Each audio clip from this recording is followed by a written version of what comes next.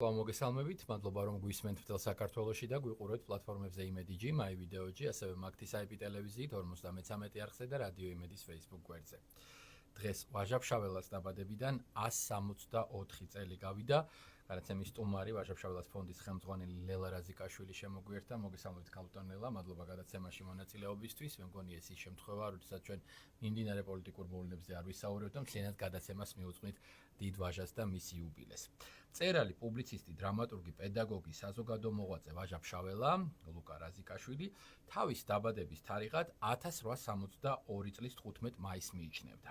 ამის მიუხედავად დღემდე მის ბიოგრაფიაში დამკვიდრებულია სხვა თარიღი 1861 წლის 14 ივლისი ძველი სტილით. ამის საფუძველია საქართველოს ეროვნულ არქივში დაცული სოფელ ჩარგლის წმინდა გიორგის ეკლესიის 1861 წლის მეტრიკული წიგნი. მოდით ვისაუბროთ თარიღზე და შემდეგ იმ ღონისძიებაზე, რომელიც ვიცი რომ ძალიან მნიშვნელოვანი იქნება ვაჟასთვის, ჩვენი ქვეყნისთვის და საუბარია სახლ-მუზეუმის მასშტაბურ რეაბილიტაციაზე, რომელიც უნდა დაიწყოს და მე ვფიქრობ, რომ კიდევ ერთი ძალიან კარგი სივრცე და საშუალება ხდება, რომ კლასიკოსი, რომელზედაც დღეს ვისაუბრებთ, კვლავ ცოცხლად თითოეული ჩვენთაგანისთვის იყოს წარმოდგენილი. ეს ძალიან მნიშვნელოვანია ასევე იმ ადამიანებისთვის, რომელსაც მუდმივად აინტერესებს ჩვენი ქვეყნის ისტორია, ჩვენი ქვეყნის კულტურა და ვფიქრობ, რომ ეს ნაბიჯი აქაც ძალიან გამოგვადგება. მოგესალმებით და გისმენთ სიამოვნებით. მოგესალმებით ყველას და ვისაც ვაჟა გულში ყავს, ვაჟა მორალში ყავს, ვაჟა ფიქრებში ყავს მისი მორალი და მისი ღირებულებები, ყველას გილოცავთ ამ დღეს, იმიტომ რომ დღეები მაინც სიმბოლურია, ძალიან სიმბოლურ დატვირთვას ატარებს და ახსენებს ადამიანს იმ დიდ იდეალებს, რომელიც მას გულში აქვს, რომელიც უკავშირდება ამ სახელს. რა თქვენ ბრძანეთ რომ პოლიტიკაზე არ ვისაუბრებთ, მაგრამ ვაჟა-ფშაველა ყველა თავისი ღირებულებით, თავისი პუბლიცისტიკით, თავისი აი ამ ამოძახილებით არის ჩვენი, უნდა იყოს ჩვენი ქვეყნის პრიორიტეტი, პოლიტიკის განათლების კულტურის და ასე შემდეგ პრიორიტეტები და საერთოდ არ ვახსენოთ ეს სიტყვა, მაინც თავისთავად ნიშნავს. რაც შეეხება თარიღს. მე სულ იმას ვამბობ, რომ ვაჟა-ფშაველა ყველა სიკეთის გაკეთების დროს და სიკეთის გაფიქრების დროს ყველა ადამიანში ხელთავიდან იფადება ხოლმე. და ადამიანს და ქართველს ვინც ზიარია ამ ღირებულებებს, ყოველდღე შეუძლია ის იზეიმოს. რა თქმა უნდა, ესეთი ჩანაწერი არსებობს ვაჟა-ფშაველას მიერ თვითონ და საერთოდ მე-19 საუკუნის ამ პერიოდში და ამ პერიოდამდე შემდეგ უფრო გამარტივდა ეს ყველა მოღვაწის დაბადების თარიღებში არის პრობლემები და რაღაცნაირად ძველი სტილი, ახალი სტილი, თარიღები ძალიან არეულია. ვაჟა-ფშაველასთან დაკავშირებით რატომ აირჩიეს, ახლა რამდენიმე ვერსია არსებობს, სოლომონ ყუბნაიშვილის მიხედვით არსებობს საუბრობთ 26 ივლისიც, მაგრამ ეს თარიღი, ეს ციფრი ჩაწერა თავად ვაჟას მამამ საეკლესიო დავთარში, იმიტომ რომ იმ ეკლესიის მოძღვარი იმ პერიოდში თვითონ იყო. ეხლა არსებობს ესეთი ვერსიაც, რომ ვაჟა-ფშაველა ძალიან პატარა შეიყვანეს, 8 წლისა გააგზავნეს თელავის სასწავლებელში, უკამონწიფებული იყო გონებრივად ეს ბავშვი და მამამისმა, რომელიც იყო პრაქტიკულად მთელი ცხოვრება მიუძღვნა, რაც იშოვა და იპოვა იმ პერიოდში ბავშვების თავისი შვილების სწავლა-განათლებას, ჩქარობდა, რომ მიეყვანა თელავის სასწავლებელში, მოლაპარაკებული იყო იქ ქალბატონთან, სადაც სკოლაში, სადაც უნდა გაჩერებული იყო, მიბარებული ყავდა უკვე და 10 წლამდე დაბალ ბავშვს არ იღებდნენ მოკლედ რა და ესეთი ვერსიაც არსებობს შინაურულად, ასე ვთქვათ, რომ გავამხილო ხე ჩემ დიდი პაპა, რომ შეიძლება ეს მან ამისთვისაც გააკეთა, რომ ჩაწერა ეს არავინ იცის ყოველ შემთხვევაში ადამიანმა მამამისმა მშობელმა თავად ჩაწერა საეკლესიო დავთარში ეს თარიღი, კაცი რომელიც სხვა თარიღებსაც წერდა და საერთოდ მაშინ ეკლესიას ამ მაჩვენებელები რო ეხლა არის რეესტრი და ასე შემდეგ. ხო, რეესტრირების მაშინდელი სივრცეში რეესტრირების ფუნქცია ევალა.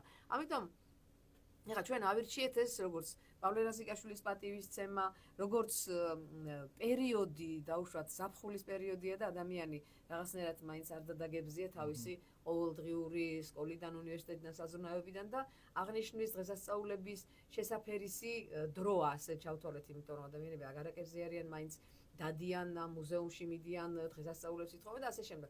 მოკლედ, პავლე რაზიკაშვილს ვცემთ პატივს.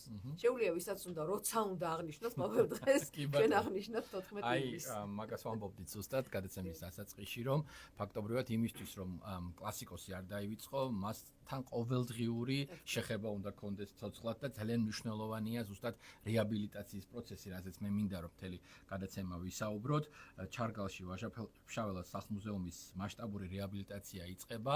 აი თქვენ მითხარით ვიდრე ეთერში შემოვიდოდით, რომ დაახლოებით 50 წელია არ ჩატარებია ამ მუზეუმს ეს რეაბილიტაცია და რომ ავხსნათ რა სითვალისწინებს, რაღაცნაირად რა ფუნქციური დატვირთვა ექნება ამ სახლ-მუზეუმს. გარდა იმისა, რომ თქვათ კონკრეტულ სასწავლო თქვათ პროცესში სასკოლო ექსკურსიები არსებობს და მოდიან მოსწავლეები ადგილზე ნახულობენ. აი აუდიტორიის მოცვის თვალსაზრისით ამდენად გაიზრდება ამის შანსი და შესაძლებლობა, როდესაც ეს პროცესი დასრულდება. რას ელოდებით თქვენ პირადად? ძალიან დიდი მნიშვნელობის და აი დიდი ხნის ნანატრი და ნაშრომი პროცესი დაიწყო ახლა. იმისთვის რომ ცხადი იყოს ყველა მოქალაქისთვის, ვინც იქ მიდის და ძალიან გულდაწყობილი მოდიოდა ბოლო წლებია და ვინც დარდობს იმაზე, რა თქმა უნდა, ჩვენი ქვეყნის ისეთი ფენომენი, როგორც არის ვაჟა-ფშაველა, უნდა დაფასებული იყოს და ეს მის გარემოს უნდა ეტყობოდეს პირველ რიგში უცხოელისთვის თუ ჩვენი თვალით. ჯერ უნდა ავხსნა, გაგახსენოთ რა ადგილზე მდებარეობს სახლი და ეს ჩარგალი სოფელი როგორია. თავად ვაჟა-ფშაველას სახლი გადმოყურებს აი ძველ სურათებში იმ ხეობას, სადაც მოდის მდინარე ჩარგულა, ჩარლის მთავარი მდინარე. ვაჟა-ფშაველას სახლის ბოლოში, ეზოს ბოლოში ჩამოდის მეორე პატარა მდინარე ჭიჭახევას ეძახის და ის წყარო იყო, იცის ალბათ ყველა მის მომაყარებელმა ჭიჭახევას წყარო და რომ მოქონდათ წყალი და ჭიჭახევას გაღმა და გამოღმა ეს პატარა მდინარეა, მაგრამ ისეთია რომ გადაირევა ხოლმე მოაქვთელი თადაბარი საერთოდ. მის გაღმა ეხლა სადაც არის საგამოფენო დარბაზები, იქაც პატარა ხევია, პატარა მდინარე ზაფხულ შეიძლება საერთოდ არ მოდიოდეს, მოწანწკარებდესას, მაგრამ აი ესეთ ამინდებში გაზაფხულზე თოვლის დნობისას ის ხანდახან ძალიან დამანგრეველ ძალად ვარცოფად გადაიქცევა ხოლმე. აი ამ მდინარის ჭალა გამოყენებულია ეხლა, მაშინ საერთოდ არ იყო ეს ჭალა, იყო და იშლებოდა მდინარე ცოტათი, მაგრამ ეხლა მდინარის ჭალა გამოყენებულია თლიანად აი სოფლის შუაგული მუზეუმის ინფრასტრუქტურად და სივრცეთ, სამუზეუმო სივრცეთ. მე მახსოვს ბავშვობაში ძალიან პატარა ვიყავი, იყო მოედანივით, აი ვაკე ადგილი იყო, დაბლა სადაც ახლა მერე ააშენეს 70-იან წლებში, 80-იან წლების დასაწყისში ააშენა ირაკლი გოგოლაურმა ნათელი მისულს, ახალი მუზეუმის საგამოფენო დარბაზები, მაგის ადგილზე იყო დიდი წნორის ხე, უზარმაზარი წნორის ხე და აი ძველი არქივებიდან თუ ამოიღებთ, ვინც ხდება ხოლმე ამ როცა დგანან ქართველი მწერლები გიორგი ლეონიძე, იოსებ ნონიშვილი და შემდეგ იმ წნორის ხის ქვეშ იყო ხოლმე სცენა აწყობილი და ეს ჩვენი ძველი დიდი ადამიანები იქ იკრიბებოდნენ ხოლმე. წნორის ხე რას ნიშნავს? წნორი არის ისეთი ხე, რომელიც აუცილებლად მდინარის კალაპოტში უნდა იზრდებოდეს იქ მდინარის კალაპოტთან დაშორებით ის არ იზრდება. ეხლა ჭიჭახევაც არის ერთი ძალიან ბებერი წნორის ხე შემორჩენილი და რა წნორის ხე იყო ის იმას ნიშნავდა, რომ ის ადგილი, სადაც მაშინ ვაჟაობები ტარდებოდა, ადამიანები იყენებდნენ მაშინაც კი მდინარის კალაპოტი იყო. ჩვენ პრაქტიკულად იმისთვის რომ ვაჟების პატივი მიგვეგოდა სოფლის, რა თქმა უნდა, ხა სოფლის ინფრასტრუქტურა განვითარებული იყო და სოფელი თვითონაც გზები, მოედანი, ის ავტობუსი, სადაც ბრუნდებოდა და დადიოდა ეხლა სადაც ბრუნდება, ეს მდინარეს გამოვტაცეთ. ის წნორის ხეც იქ აღარ არის და მოხდა პირველად აი კომუნისტების დროს მე მახსოვს 45-50 წლის წინ 80-იან წლების დასაწყისამდე 70-იან წლების ბოლოში მთელი მდინარე ჩაჯდა არტახებში. გაკეთდა უზარმაზარი დამბები და ამ დამბაზე გადავიდა ხიდი, რომელმაც დააკავშირა ეს სოფლის მოედანი ვაჟა-ფშაველას სახლ-მუზეუმს, სახლს, უკვე სადაც ყველაზე ლამაზი რაც არის მწვანე მდელო. შემდეგ იქ მხარეს, სადაც ხიდი გაკეთდა მეორე მხარეს უკვე მოედანი სადაც გაკეთდა, იქ გაკეთდა დიდი საგამოფენო დარბაზები, ის ბიზნავალიშვილის ძეგლის ცნობილი თავი რომ დგას ვაჟა-ფშაველას თავი და აი ამ დროს შეიძინა ახალი სიცოცხლე ვაჟა-ფშაველას სახლ-მუზეუმმა. ეხლა მის შემდეგ უამრავი წელი გავიდა. ის პირობებში ყველა გაზაფხული არის პრაქტიკულად პატარა სტიქია, ხო? ხანიქიდან მოაწევთ, ან ეს ისეთი ადგილია, სამი მხრიდან აწყდება პატარა მდინარე. ჩარგულა შემდეგ დიდდება და ისეა ხოლმე რომ ამოვარდება გადაურის. ეხლა დამბებიდან ის მდინარე ვერ ამოდიოდა, მაგრამ იყო ასე მე ხშირად ვაკვირდებოდი ხოლმე. დაუშვათ ერთი გაზაფხულზე რომ წყალდიდობა იყო, მდინარე გადავარდებოდა ერთ მხარეს მიაწყდებოდა ამ დამბას და მთელი წელი იმ მხარეს მიდიოდა. შეიძლება 2-3 წელიც იმ მხარეს მიდიოდა. მერე ადგებოდა, აქეთ მოაწყდებოდა, მიდიოდა და ეს იმას ნიშნავდა რომ რეცხავდა მთელი ამ წლების განმავლობაში და შარშან ის მოხდა რომ მთელი თვის მანძილზე იყო საოცარი იყო ეს კაი ხანი აღარ უნახავთ ჩარგლებს, არ გადაუღია, გადაუღებელი წვიმები იყო და დაიძრა მიწა, რაზედაც ეს დამბა ეყრნობოდა.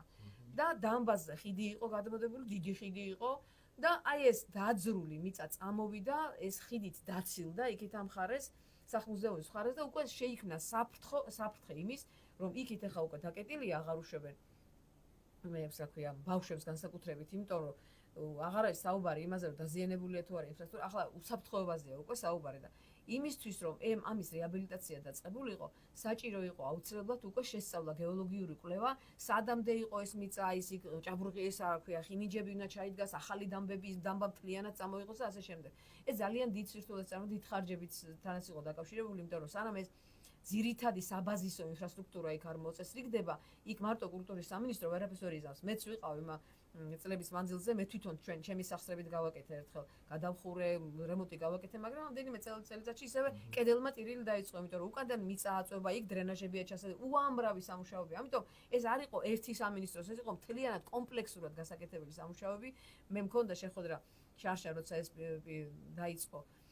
უკვე თვალხილული თვალნათელი გახდა ეს ეროზია და მიწა წამოვიდა მთელი პროცესები პრემიერთან ის დაინტერესდა ძალიან მოწადინებული იყო აი ბოლო დეტალამდე გავიარეთ დაინტერესდა დავალებებიც გასცა მოკეთ მთლიანად გავიარეთ რა უნდა გაკეთებული იყო რომ კომპლექსური ყოფილიყო და არა საერთოდ თანხის დანანებაზე აქ არ იყო საუბარი როგორც მოვიდა გალბატონი დინა თირუხაძე პირველივე მინისტრობის პირველივე კვირაში შევხვდით ჩვენ და ეს დავგეგმეთ ყველაფერი ჩამოვაყალიბეთ რა თქმა უნდა ჯერ საბაზისო სარაკე რეაბილიტაცია და შემდეგ უკვე ფუნქციური რეაბილიტაცია. ეხლა უკვე პრაქტიკულად ტენდერიც მოგებულია საგზაო ანუ ინფრასტრუქტურის სამინისტრო უკვე ტრაქტორები შევიდნენ და მუშაობს დამბების აღება ნახევარზე უკვე დაბლიდან მოყობიან ამ ძველი დამბების მოხსნა უკვე დასრულებულია და იქით მიდის ხიდის მხარეს ახლა უკვე მთელი დიდი ძიმე ტექნიკა მუშაობს და აი ეს დასრულებულია ეს სამუშაოები მიდის და პრაქტიკულად დასრულებულია თვითონ მუზეუმის რეაბილიტაციაც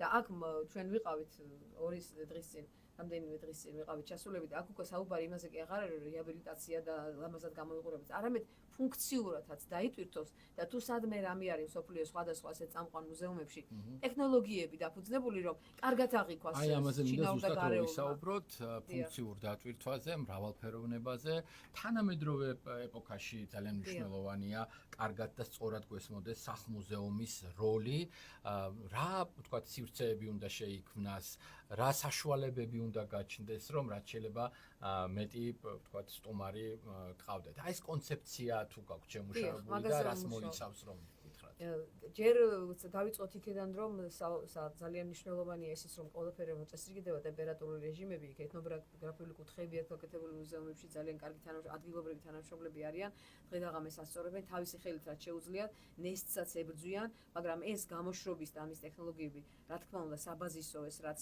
ინახავს ამ ექსპონატს რაზეც ჩვენ საუბრობთ ფოტოა ასლია ორიგინალია თუ რა არის ბევრი ეთნოგრაფიული ექსპონატი ვაჟასაც შეიძლება კავშირი არ ქონდა მაგრამ იმ დროს აღწერს და ასახავს რა დროშიც ეს ადამიანი მოღვაწეობდა მეორე რაც ყველაზე მთავარი არის ის რომ მუზეუმმა უნდა შეიძინოს წლების მანძილზე მუშაობთ ჩვენ ამაზე ვფიქრობ და ვცდილობთ მეც თქვენი მონამორჩილი დავდივარ სკოლებში ავის უნივერსიტეტს მიწვევენ ყველგან უნდა ისევე შეიმოსოს საგანმანათლებლო ფუნქციით.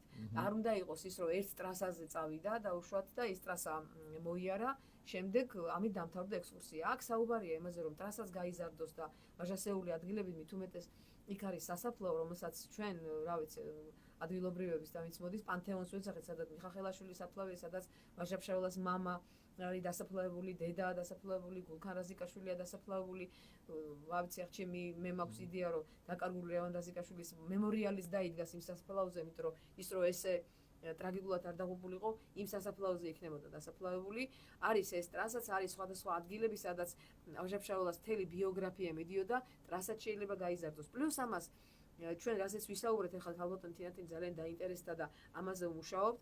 რომ შევქმნათ სივრცეები, სადაც პირდაპირ მიებმევა არა მხოლოდ ვაჟას ბიოგრაფიას დაუშვათ უნივერსიტეტის კონტინგენტი მოსწავლეები, არამედ ლექციების კურსიც წავა, მე მქონდა ადრე ის ამის ახლა გააქტიურდება ალბათ და ძალიან მოეწონათ რაზიკაშვილების საკვირაო სკოლა. ეს პირობითად შეიძლება სხვა რამეს დაერქვას, არა აქვს მაგას მნიშვნელობა, რომ არის უამრავი თემა და უამრავი კარგი სპეციალისტი გვყავს ამ დარგის მართლა კორიფეები ფოლკლორში, ეთნოგრაფიაში, ისტორიაში, ლიტერატურაში, შეიძლება კონკურსები გაიმართოს.